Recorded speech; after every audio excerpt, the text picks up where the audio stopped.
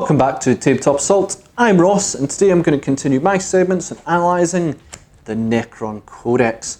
Today we're going to have a look at the best, well in my opinion, and probably the internet's too, best contender for the heavy support slot, and that is the Doomsday Ark. An absolute monster of a unit that can certainly fill a lot of the weaknesses of the Necron force. How this works, we're going to have a look at the unit in the Codex, have a look at its stats, weapon options and special rules. Then we'll have a look at loadout suggestion rule, we'll have a look at dynasty code suggestions, as well as stratagems. So with that, let's have a look at the mighty Doomsday Ark. Doomsday Ark has a varying profile. At full wounds it moves 12 inches, at medium it's 8, and then at its lowest it's 4. Kind of fine, because at the end of the day you don't want this to move, and I'll say that probably plenty of times in this video. Weapon skill 6+, you don't want to be in combat with this guy, not ideally. Bliss skill is variable, 3 to 4 to 5, depending on the amount of wounds it's got remaining. Kind of what you'd expect from a unit with this many wounds. Strength 6, which you're not going to worry about. Toughness 6, which is a wee bit weak, but you do have defences in other areas. Wounds 14, which will keep it in the game quite a bit longer, which is fantastic. Attacks varying, 3, D3 and 1. Don't worry about it. Leadership 10, yep, and a 4+ save, which again is a bit weak, kind of what you expect from Necron vehicles, such as like the Annihilation Barge and the Ghost Ark, etc.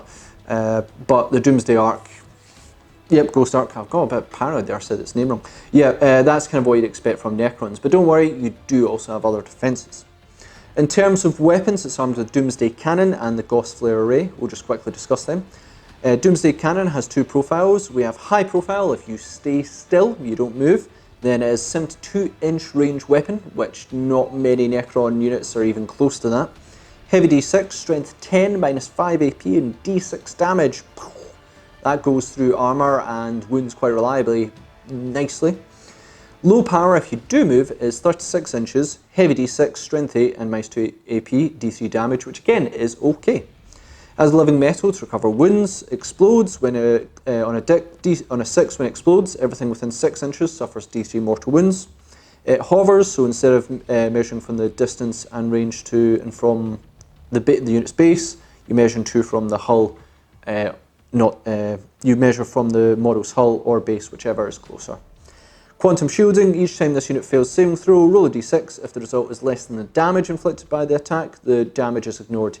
E.g. if this model suffers 4 damage, if you roll a 3 or less, then you ignore it. Quantum shielding cannot prevent damage caused by mortal wounds. Absolute stellar defense for the Necrons, and one that has infuriated many an opponent. So here we go into the contender for the powerful, the powerful heavy support unit, the Doomsday Ark, where we have, from other units, we had this sort of lackluster, the iconic but lackluster monolith, which is also extremely expensive. The mobile platform, which tries to do horde killing but doesn't do so well, which is the Annihilation Barge.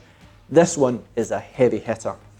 An extremely powerful weapon platform, which on a personal side is a new addition to the channel and is almost always being paying its points back in utter destruction. Let's speak about why. Simply put, the Doomsday Cannon. An extremely powerful weapon with varying profile depending if the Doomsday Ark did move. Ideally you never will, but if you do, it's still actually quite powerful. So high power works if you don't move. D6 shots is okay, not ideal. Again, I want to live in a world where you have more reliable shots, but D6 is still pretty good. Strength 10, minus 5 AP to rip through armour, and D6 damage, but also a mighty 72 inches, making it certainly better than most of the 24 inches on other units, other units' weaponry. Having variable shots and damage is not ideal, but kind of what you expect in this game at the moment. But on a good roll can be devastating. Minus 5 AP will all but ensure no armour saves, but ultimately means you can reach your opponent's backfield units. Say you do move, then you're on low profile, which is 36 inches, heavy D6, strength 8, minus 2 AP and D3 damage. Still impressive, still probably better than the monolith in that one. I'm pretty sure the profile is the same, but 12 inches less. You have a reliable amount of shots on monolith, but it's 12 inches less. And this is when it moves, so it just has that pretty good there. Still impressive if you need to go on the move. You will suffer the -1 tip from moving, but ultimately your goal is to just stay in high profile. Terrain, bad deployment may cost you this, so make sure you are very, very cautious how you deploy your Doomsday Arks. However, be clever and you'll certainly get a high profile and you'll cause a lot of damage. Gauss Flare Array is also not actually that bad. Essentially, rapid fire 10, as there's 2 of them, can be about 20 Gauss shots if in rapid fire range. Honestly, you're not going to use this so much. You know, you really want to try and keep the Doomsday Ark in the back, firing away, not moving. But say that a unit does deep strike in, then yeah, you have a bit of a reliable way to deal with them. Heck, 20 shots is nothing to look down on. Also, and this is very important, if it does have rules that make it work really well along with it. Living Metal to regain a wound a turn is pretty nice. It flies, which is good to get out of dodge, making it very difficult to bog down as well. If you do get charged, then you can punish them with the Gauss shots as well, just fly away, and then you can basically Gauss shots them as well as put out the low profile one if you need to. Finally, quantum shielding, which is a delight on this. Most long-range weapons that probably want to deal with the Doomsday Ark are about d6 damage, and that scary 6 damage will seem less threatening when you roll a 1 to 5 to really negate it. d3 damage and 2 damage really does scare the Doomsday Ark more, as they are a lot harder to resist, but still quantum shielding should drive your opponent mad as you unleash the Doomsday Cannon across the field. In terms of Dynasty codes, Sutek, Relentless Advance. If a unit with this code advances, it treats all its ranged weapons is equipped with as assault weapons until the end of the turn. E.g., a Rapid Fire 1 is treated as assault weapon 1, and a heavy D6 weapon is treated as assault D6 weapon. In addition, unless it advances this turn, a unit with this code does not suffer the penalty to it for moving and firing heavy weapons. I never really recommend Sutek as much, however this can be not bad. If you are forced to move, which again you don't really want to, at least you don't need to worry about the heavy rule. You do move fairly fast, which is not bad at full profile. Either way, at full wounds you do move fast. At lowest, 4 inches, not ideal. So you shouldn't need to advance. However, options there, but honestly you kind of just want to stay still. And to help you with staying still, we then have Nihilaka, Aggressively Territorial. Reroll hit rolls of 1 for units with this code whenever they shoot, including when firing Overwatch, as long as they did not move in the preceding movement phase and they have not disembarked from a transport this turn. Now this is an interesting one, and most likely, in fact I'm like 100% sure on this, the best option for the Doomsday Ark. You don't want to move, and if you don't, you get to reroll hit rolls of 1, which is excellent for such a hard-hitting unit. Honestly, I've seen this in a few lists where people take Spearhead Detachment, they then take, Spearhead Detachment is the one, I believe, with the 3 heavy supports.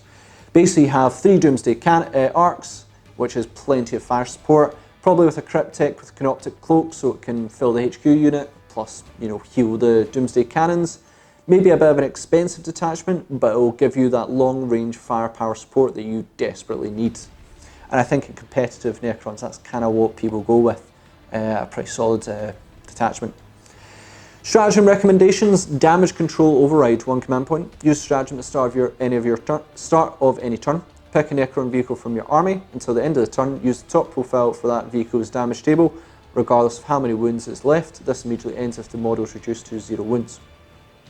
Some stratagem: Doomsday Ark that you need to hit more reliably. It's okay for 1 command point, but if you only roll a 1 for the amount of shots, then it's kind of a bit of a waste. I would say it's still a bit of a risky in some senses, as the shots are not guaranteed. The damage is not guaranteed either, so you could be spending a command point there. Sometimes it is necessary though, but sometimes it may be called as you need to, really ensure the shots do make it, and you need to make sure they have the best advantage possible. So yeah, I think that is one to really keep in the pocket, and it's only 1 command point. Quantum Deflection, 1 command point. Use stratagem when an enemy unit targets a vehicle in your army that has quantum shielding ability, but before any hit rolls are made. Until the end of the phase, subtract 1 from rolls made for your vehicle's quantum shielding ability to see if the damage is ignored for unsaved wounds. An absolute solid stratagem, and the Doomsday Ark is probably the strongest contender to use this stratagem for. Hit by a heavy unit and looking at some serious damage, this will help reduce the amount of damage suffered. For 1 command point, always a solid choice to remember. But remember, you've got to do it before they actually roll to hit. But essentially, if something does like 6 damage, just go, cool. I'm just going to use quantum deflection and ignore all of it. That's fine. Very few things do 6 damage straight off the bat, but essentially Doomsday Ark is kind of your best contender for it. Methodical Destruction, 2 command points. Use the stratagem after a Sutek unit from your army has inflicted an unsaved wound on an enemy unit. Add 1-tit rolls for friendly Sutek units that target the same unit in this phase.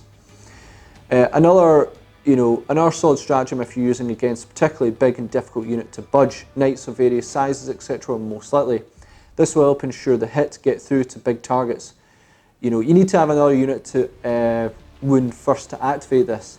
Now, you've got plenty of other units that can cause the wound, but ideally you also want to fire Triarch Stalker as well. Now, you can activate the stratagem with a Triarch Stalker because they don't have the Dynasty code, which is a bit of a shame. But if you do fire the Triarch Stalker and another unit, then hopefully you'll get your +1 tit, and you'll also get to reroll your 1's tit thanks to Triarch Stalker. Win-win. You don't even need to be in the same detachment to benefit from the Triarch Stalker, because they don't have dynasties, they just benefit from Necrons. When a Doomsday Ark is hitting on a 2+, rerolling 1s as target, you know you're in for a good time. Remember, it does need to be a Sutek unit that does cause the wound in order to activate this, but when you're going to be facing knights, that may be an absolute stellar advantage. So thanks again for watching, guys. Let us know about the Doomsday Ark. It's been a new addition to the channel. I think we've had it for quite a few months now, but it is absolutely paid dividends.